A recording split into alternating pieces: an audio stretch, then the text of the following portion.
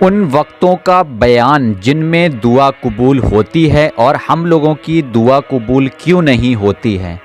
इस वीडियो में आज आप पूरा देखें। अस्सलाम वालेकुम वरहमतुल्लाहि वबरकातुहू। मैं हूँ शाहबाज हुसैन। आप देख रहे हैं हमारा और आपका प्यारा सा चैनल इस्लामिक मसाइल वर्ल्ड।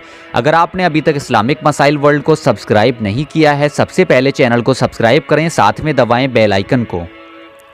बिस्मिल्लाहिर्रहमानिर्रहीम। आज मैं आपको बताने जा रहा हूँ उन वक्तों का बयान जिन वक्त में हमारी दुआ ज़रूर कबूल होती है और इसके साथ साथ हमारी दुआ कबूल क्यों नहीं होती है। इसी वीडियो के अंदर बताऊंगा मैं आपको नमाज असर के बाद पढ़ने की एक ऐसी दुआ जिसको पढ़कर हम अल्लाह तबारक ताला से जो दुआ करेंगे, यानी जो जायज़ दुआ करेंगे, इंशाअल्लाह ताला वो ज़रूर कबूल होगी। तो वीडियो को पूरा देखें, एक भी सेकंड की वीडियो स्किप ना करें। दुआ की कबूलियत का सबसे पहला वक्त होता है रमज़ान के आखिरी 10 दिनों की रातें, शब कद्र 21, 23, 25, 27, 29वीं शब में जो रात आती है उसमें। दूसरा वक्त होता है जुमे की रात, यानी जुमेरात और जुमे की बीच वाली जो रात होती है उस रात को दुआ की कबूलियत का सबसे अहम वक्त होता है। अगली बात, ये सात इमाम के खुतबे के लिए, यानी कि इमाम साहब खुतबे के लिए जब मिंबर पर बैठने से लेकर नमाज जुमा के ख़त्म होने तक, ये वक्त वो वक्त होता है जब हम अल्लाह तबारक ताला से जो दुआ करें इंशाअल्लाह ताला ज़रूर कबूल होगी। कुछ उलेमा कहते हैं, यानी कि कुछ उलेमा का कहना है कि जुमा के दिन असर की नमाज के बाद से सूरज गुरूब होने तक अगर हम अल्लाह तबारक ताला से जो दुआ करेंगे इंशाअल्लाह ताला ज़रूर कबूल होगी। यही एक सही मुस्लिम की रिवायत है। हज़रत अबू मूसा अशअरी रदी अल्लाह ताला अन्हु से साबित है कि कबूलियत का वक्त इमाम के खुतबे के लिए मिंबर पर बैठने से लेकर नमाज ख़त्म होने तक हम अल्लाह तबारक ताला से जो दुआ करेंगे इंशाअल्लाह ताला ज़रूर कबूल होगी। आप ध्यान से सुने उन हालातों का बयान जिनमें दुआ कबूल होती है। नमाज की अजान होने के वक्त, यानी कि अजान सुनने, अजान का जवाब देने और अजान की दुआ पढ़ने के बाद दुआ करें, यानी कि जब अजान हुई, अजान पढ़ने के बाद अजान हुई, अजान को हमने सुना, अजान को दोहराया, उसके बाद अजान की जो दुआ पढ़ी, दुआ पढ़ने के बाद अगर हम अल्लाह तबारक ताला से जो दुआ करेंगे इंशाअल्लाह ताला ज़रूर कबूल होगी। अब सुने दूसरा वक्त, अजान व तकबीर के बीच हम अल्लाह तबारक ताला से जो दुआ करेंगे इंशाअल्लाह ताला वो दुआ ज़रूर कबूल होगी।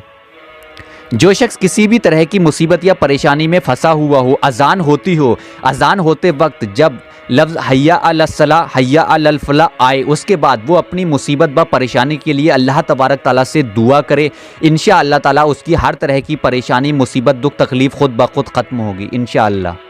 इसके साथ एक वक्त और है फ़र्ज़ नमाज़ों के बाद, यानी कि जमात से नमाज़ पढ़ने और सलाम फेरने के बाद दुआ करें, यानी जमात से फ़र्ज़ नमाज़ पढ़ें, उसके बाद सलाम फेरने के बाद अल्लाह तबारक ताला से रो रो कर आजिज़ी होकर दुआ करें अपनी जायज़ हाजत के लिए। उसके बाद एक वक्त और होता है कुरान करीम की तिलावत के बाद, यानी कुरान करीम की आपने तिलावत करी, उसके बाद अल्लाह तबारक ताला से दुआ करें अपनी जायज़ हाजत के लिए। ख़ासकर ख़त्म कुरान के बाद, चाहे ख़ुद ख़त्म किया हो चाहे किसी दूसरे ने किया हो, उसके बाद अल्लाह तबारक ताला से दुआ करें। ये वक्त बहुत ही अहम वक्त होता है।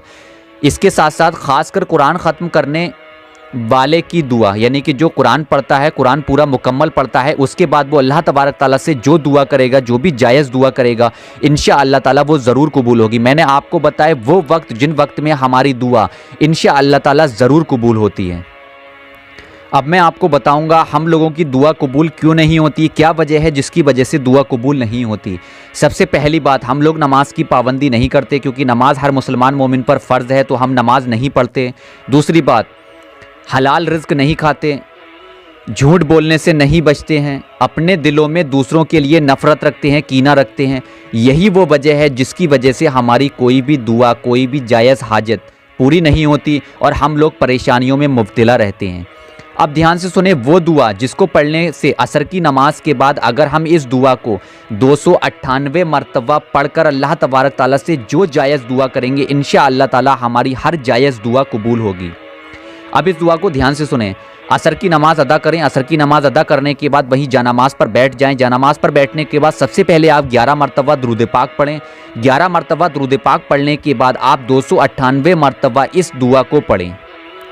वो दुआ ये है, बिस्मिल्लाहिर्रहमानिर्रहीम, या रहमानो कुल्ला शैओ या रहमानो कुल्ला शैओ व वारिसहु व राहिमहु या रहमानो। एक बार ध्यान से सुन लें, या रहमानो कुल्ला शैओ व वारिसहु व राहिमहु या रहमानो। इसके बाद आप 11 मरतबा वही दुरूद पाक पढ़ें जो दुरूद पाक आपने शुरू में पढ़ी है। इसको पढ़ने के बाद आप अल्लाह तबारक ताला से रो रो कर आजिज़ी होकर दुआ करें अपनी जायज़ हाजत के लिए व अपनी जायज़